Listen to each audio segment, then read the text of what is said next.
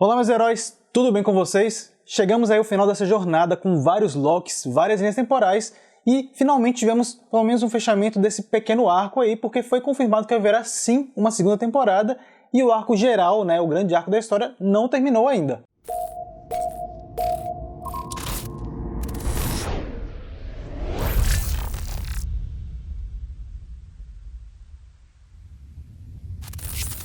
A primeira coisa é que vai ter uma segunda temporada e a Marvel não quis deixar aí em apenas 6 episódios, o que eu achei um pouco estranho no começo, que 6 episódios para contar toda essa história, tanta coisa acontecendo, realmente ficaria pouco e ficou. Eles quiseram continuar, apesar de que no caminho desses 6 episódios teve uma tropeçadinha aqui, uma tropeçadinha ali, mas foi uma temporada boa, eu gostei de pelo menos como ela começou, eu acho que tiveram alguns problemas no meio, no final também, eu vou comentar aqui, mas primeiro vamos comentar do episódio. Nesse final de temporada nós descobrimos aí que a pessoa que estava por trás de tudo é Kang, o Conquistador. Não é exatamente Kang o Conquistador, mas é uma versão dele. Eles chamam ele de Aquele que Permanece, que é uma versão que existe nos quadrinhos também, mas não é exatamente Kang. Ela é meio que uma mistura dos dois personagens, e nesse caso é mais uma variação dele. Eles explicam que esse Kang, que é do século 30, ele acabou descobrindo que existiam multiversos, outras linhas temporais, e com isso ele começou a entrar em contato com as outras versões dele nessas linhas temporais. Só que aí estava tudo bem, eles estavam compartilhando conhecimento, até que isso levou a eles quererem mais e mais, e a levar esses Kangs a começarem a lutar entre si e os universos também. Isso leva lá àquela guerra multiversal que a gente viu lá no primeiro episódio da Senhora Minutos contando. E falando na Senhora Minutos aqui, vamos lembrar dessa cena desse episódio dela que é creepy pra caramba. Ela aparece com aquele olho esbugalhado dela, que pra quem tava achando que ela era vilã, não tava errado, Porque ela tá ali mancomunada com o Kang, então ela já sabia de tudo, ela tava por trás ali, mas não é ela a grande vilã. E obviamente eu tô chamando ele de Kang aqui, mas eu queria deixar claro que eu sei que ele é aquele que permanece, e eu tô chamando ele de Kang só pra ficar mais fácil mesmo. Mas a gente sabe que Kang Conquistador é um personagem que ainda não existe, pelo menos nesse momento, porque é no momento que a Sylvie resolve matar aquele que permanece, que as linhas temporais se abrem, a gente vê aí o multiverso nascendo, e a partir daí a gente tem várias versões do Kang voltando. A gente vê na explicação daquele que permanece que as versões dele que existem pelo multiverso, que são as variantes que deixaram de existir, são versões bem mais agressivas. Ele até fala, o Conquistador. O Conquistador é o Kang que a gente conhece nos quadrinhos, aquele mais violento e tal, mas tem outras versões também. Inclusive, essa versão que a gente vê aí parece mais com a versão do Imortus, do quadrinho, que é outro personagem que é uma versão do Kang, e nós vemos aí quase que uma semelhança a ele, mas ele é mais humano ali, ele é mais pé no chão, e a gente vê que ele tá controlando tudo, mas com a ideia de que não aconteça realmente outra guerra multiversal. O que eu achei legal dessa explicação é que eles confirmaram realmente que existiam vários universos antes, Não ficou apenas aquela mentira da VTA, mas realmente existia uma verdade por trás disso, e ele realmente estava tentando impedir que outra guerra acontecesse. Só que em meio a tudo isso chega o Loki e a Sylvie. A gente vê que existe um roteiro por trás disso tudo aí, tem todo um plano. O Loki e a Sylvie estavam fadados a chegar até o Kang ali, e a gente vê que existe meio que um roteiro, um destino que já está pré-escrito, que não foi escrito pelo Kang, então tem alguma outra força maior que ele, tem sim, mas já existe esse roteiro que previa que os dois chegassem lá.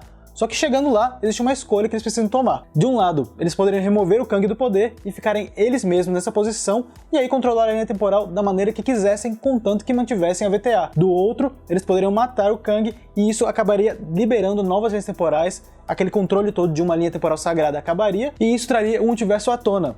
E a gente vê aí que foi essa a escolha que a Sylvie fez no momento que ela resolveu matar o Kang, porque a vingança dela, aquele ódio que ela tinha por terem escolhido o caminho dela não ter o livre-arbítrio, foi o que ganhou, Mesmo que ela tenha tido um envolvimento com Loki, eles se apaixonaram, a gente vê que teve um laço entre os dois, isso não chegou a ser maior para ela do que a vingança, e ela resolveu acabar com o Kang e gerar o multiverso aí, como a gente vê no final da série. De um outro lado, a gente tem o Loki querendo tomar o poder, A gente vê que o Loki, desde o começo que ele apareceu em Thor, no primeiro Thor, ele quer ser líder, ele quer ser um rei, e numa chance dessa, obviamente ele não deixaria escapar. Mas a gente também vê que ele tá um pouco mudado ali, querendo liderar com a Sylvie. Provavelmente ele ia querer que ele e ela ficassem no poder e controlassem a linha do tempo, mas ela não quis ouvir ele. E mesmo tendo aquela cena romântica entre os dois ali, onde eles se beijaram e tal, isso não foi suficiente pra ela e ela mandou ele de volta pra VTA, e no momento que ele volta pra VTA, ele vê que não é a VTA que ele conhecia. Com essa criação do multiverso, de vários Kangs aparecendo, vários Aquele que Permanecem aparecendo, isso acabou trazendo também o Kang Conquistador, que provavelmente é o que a gente vai ver no Homem-Formiga Quantumania,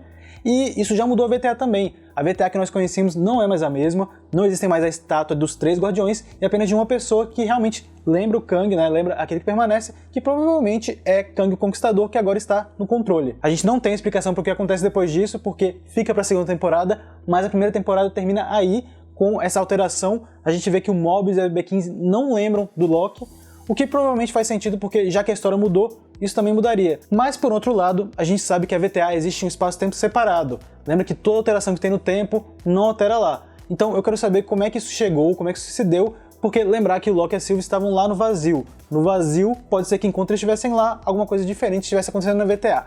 Mas essa resposta estará na segunda temporada com sorte, e pode ver aí no final de 2023 ou 2022 ainda. Algum a gente vai ver aí. Mas de volta à VTA aí, nós voltamos com o Mobius, né, e vemos que ele não conseguiu destruir a VTA como ele queria. Ele, na verdade, tenta ir até a Ravonna e trazer a razão para ela, o que ele não consegue, porque a Ravonna já tá com a ideia em mente, né? Ela tem a ideia de ir atrás dessa pessoa, de ir atrás do conhecimento, e a gente vê ela no final da série desaparecendo e provavelmente indo atrás do Kang Conquistador, como nos quadrinhos. Talvez eles façam esse bonde, né?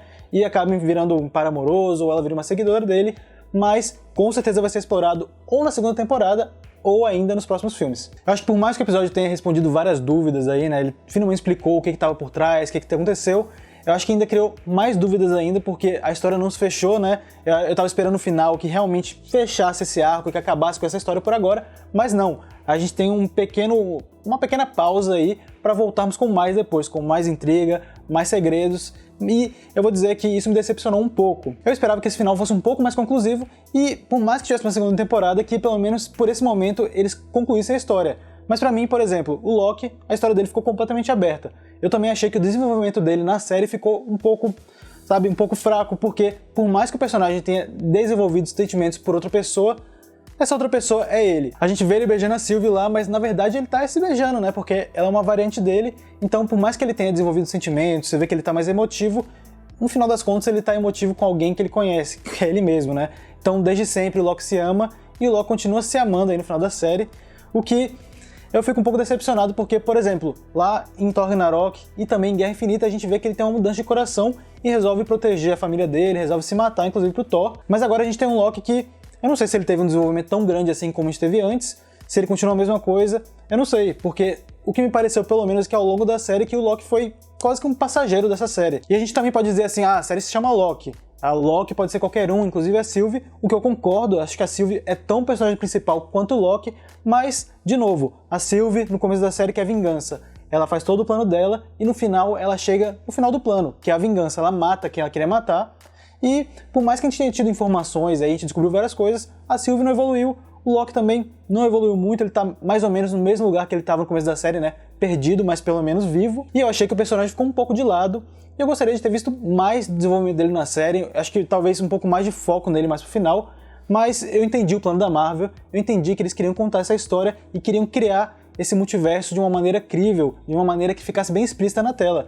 E eles fizeram isso com sucesso. A gente vê aí o multiverso nascendo, né? É uma cena bem bonita, é bem legal a gente ver todas as linhas temporais se abrindo, e, obviamente, isso vai dar muito caminho para ser explorado tanto em Homem-Aranha quanto em Doutor Estranho, e eventualmente numa segunda temporada de Loki, ou terceira, ou quarta. Mas enfim, falando da série no geral, eu gostei da série, gostei principalmente dos episódios 1, 2 e 5. Eu achei que foram episódios que começou num ponto, chegou no ponto bem mais fácil. Os episódios 3 e 4 eu já achei um pouco mais fracos, porque eles, principalmente no 3, desviaram um pouco daquele caminho principal, mas no 5 eu achei que ele tomou bem, ele mostrou bem, né, como é que seria essa loucura dos Locks, que, lembrando, é uma série do Loki, e aquele episódio é Loki em toda parte, né, a gente vê versões diferentes dele, com idades diferentes, e eu gostei de como eles trataram isso. E já o episódio 6 foi bem mais parado, foi muita conversa e tal, o que, eu não tô falando aqui que eu quero episódio de ação toda hora, eu quero ver cena de ação toda hora, mas numa série dessa, que é muito mistério e tal, aquela cena de conversa no final ali só, eu achei que foi um pouco fraca, foi uma entrega um pouco fraca, mas serviu o propósito da série, como eu falei, eu senti que o propósito da série não era cobrir o Loki, mas sim, principalmente essa história da VTA e do multiverso. E como sempre, comparando com as outras séries, né, porque a gente tem que falar delas, eu gostei mais dos arcos dos personagens em WandaVision e Falcão e Soldado Invernal, porque eu acho que os personagens crescem e você vê no final da série que eles chegam a algum lugar. O Loki, nessa série, ele termina perdido ali, ele não tem uma resposta pronta. Eu acho que, na verdade, ele se sente traído, né? Porque é um cara que trai e ele meio que, no final da série, já não tava mais traindo ninguém. Acho que no terceiro episódio ele já parou de trair totalmente. E nesse episódio ele é traído no final pela Sylvie, que era a pessoa que ele se abriu e esperava mais dela. E no final da série, não deu em nada.